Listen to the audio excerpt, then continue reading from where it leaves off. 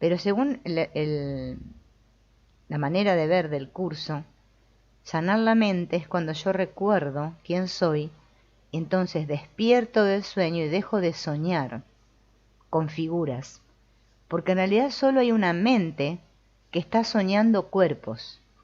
No es un cuerpo que tiene una mente acá adentro y que sueña imágenes, no, es una sola mente que proyecta figuras, o sea, cuerpos y bueno, otras cosas, ¿no? Montañas, árboles, de todo. Y dentro de ese sueño, ¿sí?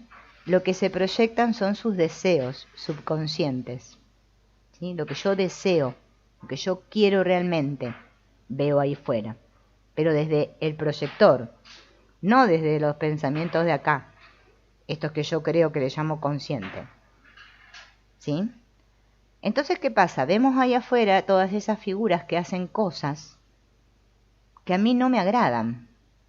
O sea que yo percibo ahora, con esta mente separada, y percibo y digo que no, que yo no quiero eso. Claro, porque tengo una mente dividida. La conciencia está dividida. O sea, yo soy la conciencia, pero la conciencia está aprisionada por el inconsciente, y lo único que nosotros parece ser que somos conscientes es de un pedacito del iceberg. Todo el resto es oscuridad para mí. O sea, yo no sé qué hay ahí. Solo sé lo que hay ahí porque me lo muestra la pantalla. En la pantalla se proyecta lo que me está pasando en realidad. Lo que me está pasando a mí interiormente se proyecta en la pantalla. Hay una sola mente, ¿no? Pero como yo estoy identificada con esta figura, yo creo que la que sueño soy yo. Entonces creo que es mi inconsciente personal, o mi subconsciente, el que está proyectando todo. Lo vemos así porque nos creemos separados, pero es que en realidad es una sola mente que está soñando muchos sueños sucesivos. Pero yo estoy identificada con mi sueño, con este que yo le llamo mi sueño, mi personaje, mi historia, y veo desde esa ventanita, porque no puedo ver la totalidad, no me puedo dar cuenta de que hay una sola mente. Yo creo que yo tengo mi mente, que el otro tiene otra, que el otro tiene otra, y así me percibo. Volver a la unidad, despertar del sueño, es cuando recuerde que todos esos fragmentos que yo llamo otros son yo mismo. Que era mentira eso de que había otros. No hay ningunos otros. Lo que pasa es que nosotros creemos que hay otros. Por eso sufrimos. Es una mente en conflicto, que está en lucha consigo misma, que quiere volver a casa, pero al mismo tiempo no quiere. O sea, quiere, pero no quiere. Dice que el mundo es horrible, que no sé qué, que mejor es Dios, pero mejor me quedo acá un rato más, porque la verdad que me gusta. O sea, no sabemos lo que queremos. Por eso estamos dormidos. Dormidos a nuestra verdadera realidad estamos. Por eso es como un sueño, ¿no? Es que nosotros en realidad, al soñar, o sea, al creer que me separé, la mente queda sumergida en un sueño. Se olvida de su origen y ahora está soñándolo todo, pero al mismo tiempo no se puede dar cuenta de que lo está soñando. Bueno, nosotros estamos sospechando que estamos soñando porque estudiamos este curso, parece, ¿no? Pero en realidad, ¿no? Hay algo como que no nos deja que nos demos cuenta, ¿no? Quiere seguir soñando la separación. Por eso vivimos un conflicto. Parece loco porque hay una parte nuestra que dice que no. Que en realidad yo lo que quiero es amar, que quiero a Dios y todo ese cuento que nos contamos, pero en realidad no es así. Por eso el curso me dice que estamos teniendo un sueño.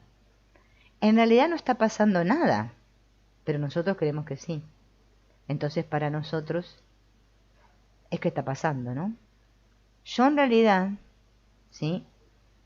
A esto que yo le llamo realidad, como decimos siempre, no es lo real, es lo irreal, es lo ilusorio, ¿sí? Pero es que yo quiero que sea así, por eso es así. Por eso siento culpa. Si yo me diera cuenta de que esto no es la realidad y lo aceptara, se deshacería, ¿no? Desaparecería, ¿va? La culpa, esa que nos tiene a todos acá en la fabricación de este mundo, y ya está.